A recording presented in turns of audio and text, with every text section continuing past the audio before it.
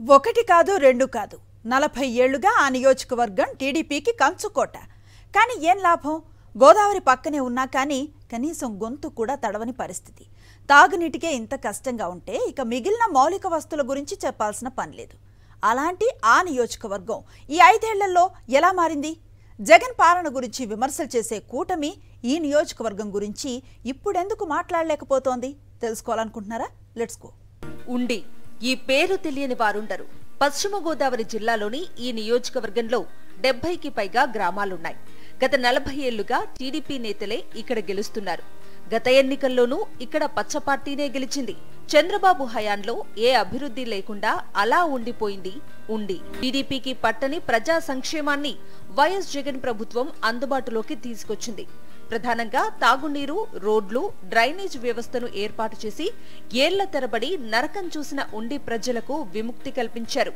ఈ 5 ఏళ్లలో ఉండి నియోజకవర్గంలో ఎలాంటి అభివృద్ధి జరిగిందో స్థానికుల మాటల్లోనే తెలుసుకుందాం.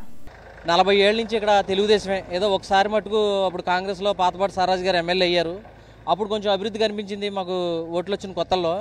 వాళ్ళు అప్పటి నుంచి ఇది ఇప్పుడు చూస్తున్నాం. కాన్స్టిట్యున్సీ హెడ్ క్వార్టర్ ఉండి ఇక్కడ కనీసం 2 గంటలు మంచినీళ్ళు ఇచ్చే పరిస్థితి లేదు. పొద్దున్న 1 గంట, సాయంత్రం 1 గంట మంచినీళ్ళు ఇచ్చే పరిస్థితి లేదు తెలుగుదేశం పాలకుల వల్ల.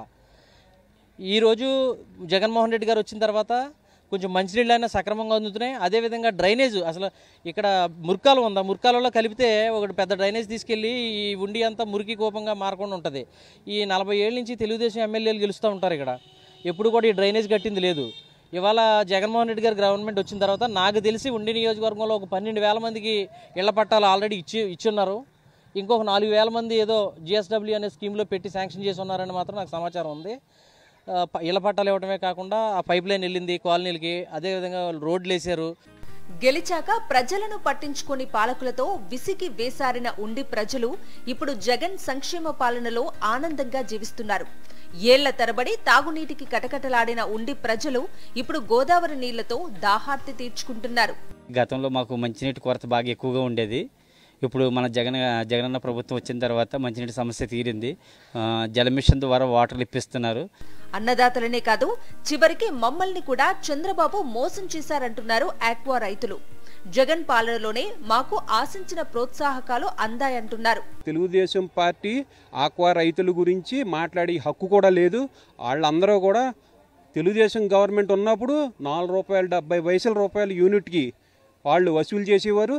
ఆ సబ్సిడీని రూపాయిన్నర కుదించి ఆ ఎలక్ట్రిసిటీ సబ్సిడీ ఉండటం వలన చేయగలుగుతున్నాం తప్ప లేకపోతే చాలా ఇబ్బంది పడేవారు ఆక్వా రైతులు. రోడ్లు బాలేవని విమర్శలు చేసే విపక్ష కూటమి 40 ఏళ్లుగా ఉండిలో ఎలాంటి రోడ్లు వేయలేదు. కానీ జగన్ 5 ఏళ్ల పాలనలో ఎక్కడెక్కడ రోడ్లు వచ్చాయో స్థానికులు చెబుతున్నారు.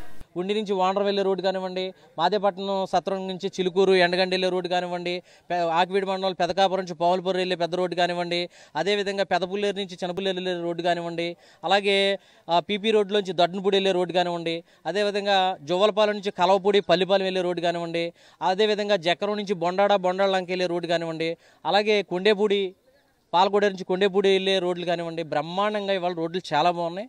ఈ అతి తక్కువ కాలం రోడ్లు డెవలప్ చేశారు. జగన్మోహన్ రెడ్డి గారి ప్రభుత్వం అయితే చాలా బాగుందండి. మాకైతే బాగా నచ్చింది. గ్రామాల్లో అభివృద్ధి జరిగినప్పుడే అది నిజమైన ప్రగతి సాధించినట్లు. ఇప్పుడు జగన్ పాలనలో ఉండి నియోజకవర్గం ప్రగతి బాటలో పరుగులు పెడుతోంది. ఒకే ఒక్క ప్రశ్నకు బదులివ్వమని ఉండి ప్రజలు విపక్ష కూటమి నేతలకు సవాల్ విసురుతున్నారు. అదేంటి? ఎందుకు నిలదీస్తున్నారు? విపక్షాలకు ఎలాంటి వార్నింగ్ ఇస్తున్నారు? 5 ఏళ్లకు ముందు ఉన్న ఉండి నియోజకవర్గం 2019 తర్వాత ఎలా మారిందో చూస్తే ఎవ్వరైనా సరే ఆశ్చర్యపోవాల్సిందే. 73 పల్లెలతో నిండిన ఈ నియోజకవర్గంలో ఇప్పుడు ఎటు చూసినా సౌకర్యవంతమైన రోడ్లు, నాడు నేడుతో అభివృద్ధి చెందిన ప్రభుత్వ స్కూళ్లు, హాస్పిటల్సే.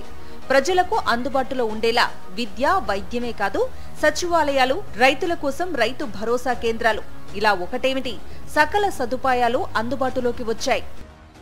మరి పైన జగన్మోహన్ రెడ్డి గారు ముఖ్యమంత్రిగా ఉండటం వల్ల మరి అధికంగా నిధులు తెచ్చుకుని గ్రామాలన్నింటికి అభివృద్ధికి మరి శాయశక్తిలో ప్రయత్నం చేసాం. ఇవాళ ప్రజలందరూ కూడా మేము చేసిన పనులు ప్రతి గ్రామంలోనే కనిపిస్తున్నాయి. కాబట్టి జనం కూడా వైఎస్ఆర్ కాంగ్రెస్ పార్టీ వస్తే మరింత గ్రామాల అభివృద్ధి చెందే నమ్మకంతో ప్రజలందరూ ఉన్నారు.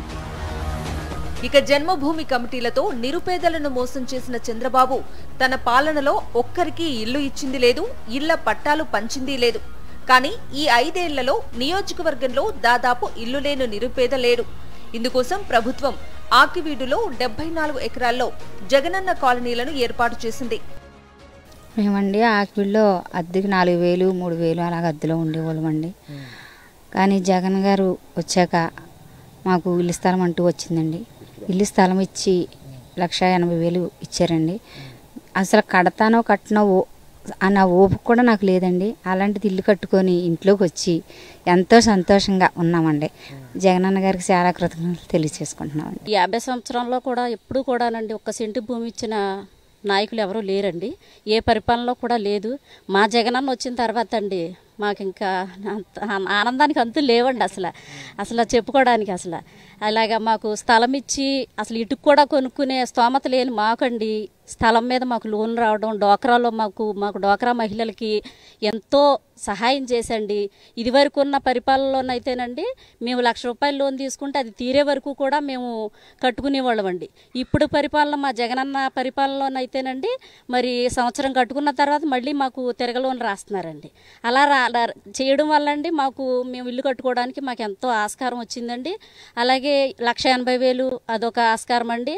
నిజంగా ఇల్లు కట్టుకున్నామంటే మేము ఎంతో సంతోషిస్తున్నామండి. జగనన్నకి మేము ఎంతో రుణపడి ఉంటామండి. సంక్షేమ పథకాలు కూడా పక్కాగా అమలవుతుండటంపై ఉండి ప్రజలు ఆనందం వ్యక్తం చేస్తున్నారు. మా ఆయన గారి పేరు ఎస్కే హుసేన్. తను చనిపోయారు. తను చనిపోయిన తర్వాత జగన్ గారు ప్రభుత్వం ఉండబట్టి 1,00,000 రూపాయలు వచ్చినాయి. అమ్మఒడి 4 సంవత్సరాల నుంచి తీసుకుంటున్నాం. బాబుకి ట్యాబ్ ఇచ్చారు. ఆయన వచ్చిన తర్వాత పరిపాలన చాలా బాగుంది. నాకు ఇంటర్మీడియట్లో జగన్ పథకాలు వచ్చినాయి. అందువల్లనే నేను డిగ్రీ చదువుతున్నా. ఆయన లేకపోతే నేను డిగ్రీ చదవలేను. ఉండి నియోజకవర్గం ఇప్పుడు అభివృద్ధికి చిరునామాగా మారిందంటే కారణం వైసీపీ ఎమ్మెల్యే అభ్యర్థి నరసింహరాజే. సీఎం జగన్ సహకారంతో ఆయన ఈ అభివృద్ధిని ప్రజలకు అందించారు. 2,000 కోట్ల రూపాయలు పైబడి సుమారు ఇంకా ఎక్కువగానే ఇవాళ ఈ నియోజకవర్గం అభివృద్ధి చేసి జగన్మోహన్ రెడ్డి గారు ఈ నియోజకవర్గం మీద ప్రత్యేకంగా మన పివిఎల్ నరసింహరాజు గారు ఓడిపోయినప్పటికీ కూడా ఈ నియోజకవర్గంలో నిరంతరం ప్రజలకే పొద్దున్న లేచిన కానీ సాయంత్రం వరకు కూడా ప్రజలకు అందుబాటులో ఉంటూ ఈ నియోజకవర్గంలో జగన్మోహన్ రెడ్డి గారి సారథ్యంలోని ఏదైతే సంక్షేమ ఫలాలు ఉన్నాయో అభివృద్ధిగా వచ్చేటువంటి ఏదైతే ఫలాలు ఉన్నాయో నియోజక అభివృద్ధికి సంక్షేమానికి వారధిలాగా ఉంటూ ఈ నియోజకవర్గంలో నరసింహరాజు గారు కూడా ప్రజలకు బాగా చేరువయ్యారు.